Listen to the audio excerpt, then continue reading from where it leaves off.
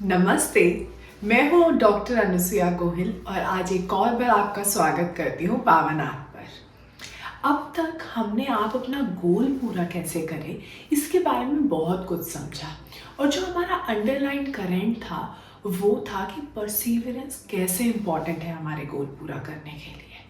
पर जब हमने इसे समझना शुरू करा तो हमें समझ आया कि परसीवरेंस की इंटेंसिटी हर टाइम पे चेंज होनी चाहिए और परसीवरेंस बहुत सारे फैक्टर्स पे डिपेंड करता है।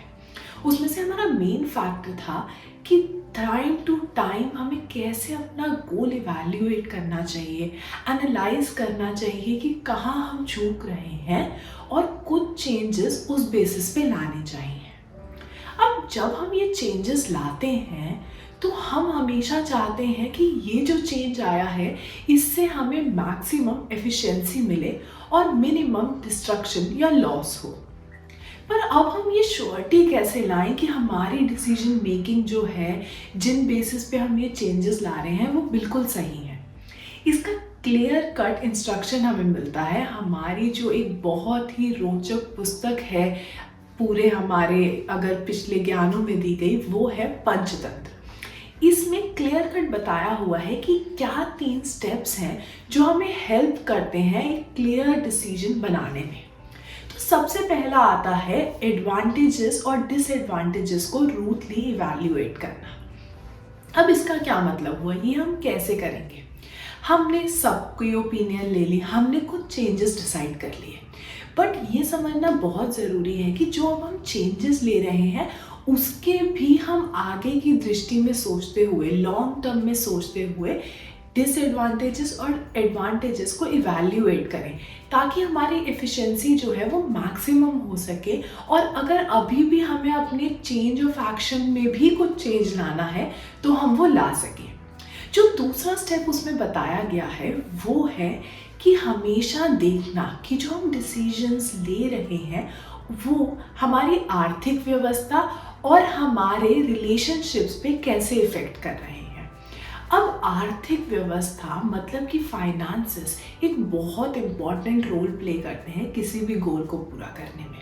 तो उसका ध्यान हमें हमेशा रखना चाहिए कि जो हम डिसीजन बना रहे हैं, जो हम चेंजेस ला रहे हैं, जिस बात पर हम चल रहे हैं वो हमारी आर्थिक व्यवस्था को किस तरह से इफ़ेक्ट करेगा लॉन्ग टर्म में, या एट मोमेंट भी वो हमें कैसे इफ़ेक्ट कर रहा है और क्या ये चेंजेस वर्थ इट हैं। दूसरी बात है हमारे रिलेशनशिप्स। हम जो भी कार्य करते हैं वो कहीं ना कहीं हमारे रिलेशनशिप्स को इफ़ेक्ट करता है, पर जो वो अफेक्ट हो रहा है वो अफेक्ट पॉजिटिव है या नेगेटिव है ये समझना और इसको इवैल्यूएट करना बहुत ज़रूरी है। कोई भी हमारा डिसीजन ऐसा नहीं होना चाहिए जो हमारे रिलेशनशिप्स हमें कॉस्ट करे।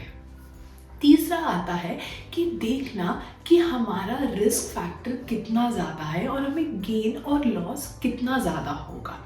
अगर तो ये पॉजिटिव में जा रहा है कि मतलब हमारा गेन ज़्यादा है हमारे लॉसेस से, क्योंकि ये बात भी समझनी बहुत ज़रूरी है, चाहे आप अपना एक्शन चेंज करेंगे स्टिल थोड़े लॉसेस हमेशा रहेंगे। 100% ज़रूरी नहीं है कि आपके नए एक्शन में भी प्रॉफिट ही रहेगा। छोटे छोटे इनएविटेबल लॉसेस तो होंगे ही जर्नी में, पर देखना है कि किसका पल्ला भारी है।